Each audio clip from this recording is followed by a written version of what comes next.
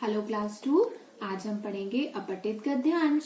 अपठित गद्यांश का अर्थ होता है गद्य यानी पाठ का ऐसा अंश जिसे आपने पढ़ा ना हो। इसमें विद्यार्थियों को दिए गए गद्यांश को पढ़कर उसे समझकर प्रश्नों के उत्तर देने होते हैं। इसके अभ्यास से बच्चों की हिंदी भाषा पर पकड़ मजबूत होती है। इससे उनकी सूझबूझ बढ़ती है और व्याकरण का ज्ञान भी बढ़ता है। अपठित गद्यांश के उत्तर देने से पहले बच्चों आपको कुछ बातें ध्यान में रखना चाहिए। जैसे सबसे पहले गद्यांश को 2-3 बार बहुत ध्यान से पढ़ें और फिर उसका अर्थ समझें। इसके बाद प्रश्नों के बारी बारी से पढ़कर और उनके उत्तर गद्यांश में से खोजें। फिर प्रश्नों के उत्तर संक्षिप्त व स्पष्ट होने चाहिए। जितना पूछा गया है बच्चों बस आपको उतना ही आंसर देना है। पूछे जाने पर गद्यांश को एक उचित शीर्षक भी दें। तो चलिए बच्चों अब हम पढ़ते हैं अपठित गद्यांश। ताजमहल दुनिया के 7 अजूबों में से एक है। इसको मुगल बादशाह शाहजहां ने अपनी बेगम मुमताज महल की याद में बनवाया था।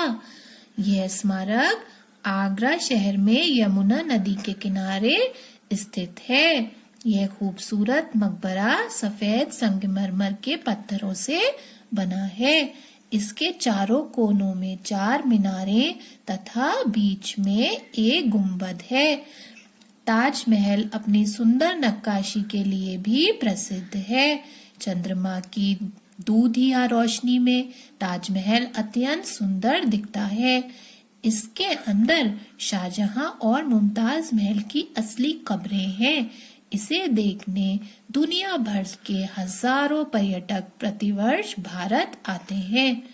तो बच्चों आपको इस अपठित गद्यांश से क्या पता चला?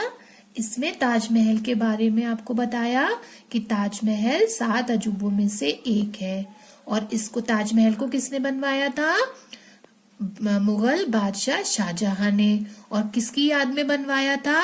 बेगम मुमताज महल की याद में। जो उनकी पत्नी थी उनकी याद में उन्होंने ये ताजमहल बनवाया था। और ताजमहल कहाँ पर है बच्चों? वो आगरा में है और यमुना नदी के किनारे स्थित है। ये खूबसूरत मकबरा किससे बना है? सफेद संगमरमर के पत्थरों से बना है और इस पे सुंदर नक्काशी भी की गई है। और बच्चों इसमें शाहजहां और मुमताज महल की असली कब्रें भी हैं।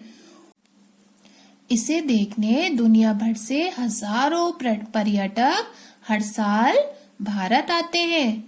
तो चलिए बच्चों अब हम करते हैं इसके प्रश्न उत्तर।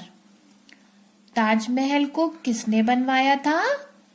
अभी मैंने आपको बताया ना ताजमहल को किसने बनवाया था। देखिए ऊपर हम अपने अपठित गद्यांश में ढूंढेंगे इसका आंसर। कहाँ है इसका आंसर बच्चों? ये देखिए, इसको मुगल बादशाह शाहजहां ने बनवाया था। तो आपने पहले प्रश्न पढ़ा, उसके बाद आपने उसका उत्तर ढूंढा। आपको अपठित गद्यांश में उसका उत्तर मिल जाएगा जब आप ढूंढेंगे और आप इसमें से उत्तर ढूंढकर यहाँ पर लिख देंगे। ताजमहल को मुगल बादशाह शाहजहां ने बनवाया था। प्रश्न नंबर 2 बच्चों, ताजमहल कहाँ और किस नदी के किनारे स्थित है? इसी तरह से आप इसका भी आंसर अपठित गद्यांश में ढूंढेंगे तो आपको आंसर बहुत आराम से मिल जाएगा। ताजमहल आगरा शहर में यमुना नदी के किनारे स्थित है। अब प्रश्न नंबर 3, इस गद्यांश को एक उचित शीर्षक दीजिए।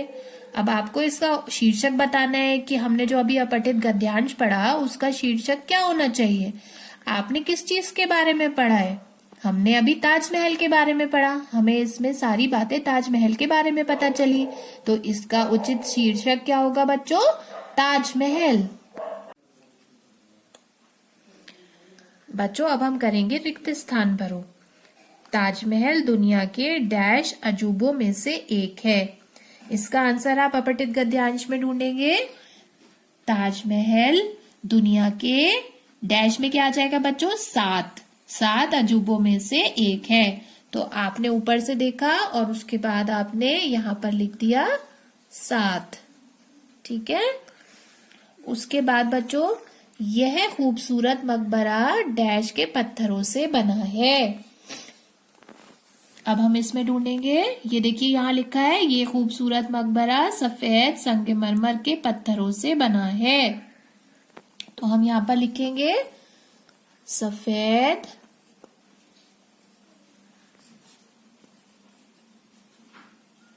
संगमरमर, सफेद संगमरमर के पत्थरों से बना है। इसके बाद इसके चारों कोनों में डैश मीनारे तथा बीच में डैश गुंबद है। अब फिर हम इसमें से ढूंढेंगे बच्चों। इसके चारों कोनों में डैश मीनारे, तो डैश की जगह क्या आ जाएगा 4, तथा बीच में डैश गुंबद है, डैश की जगह आ जाएगा 1।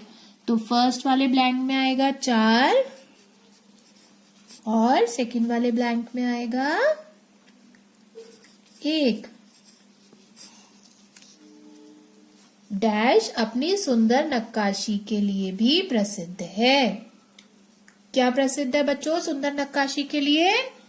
देखिए ताजमहल, ताजमहल अपनी सुंदर नक्काशी के लिए भी प्रसिद्ध है।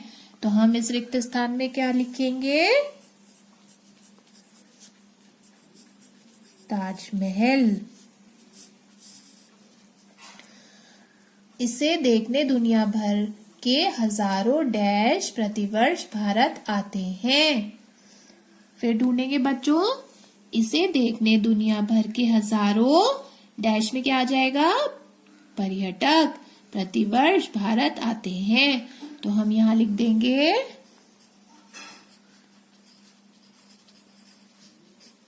पर्यटक। बच्चों अब आपको समझ में आ गया होगा ना कि अपठित गद्यांश कैसे करते हैं।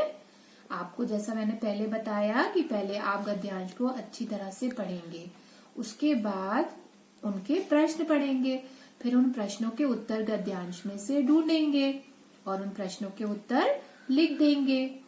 बच्चों आप घर में भी अपठित गद्यांश की प्रैक्टिस करिएगा। ठीक है। Thank you children.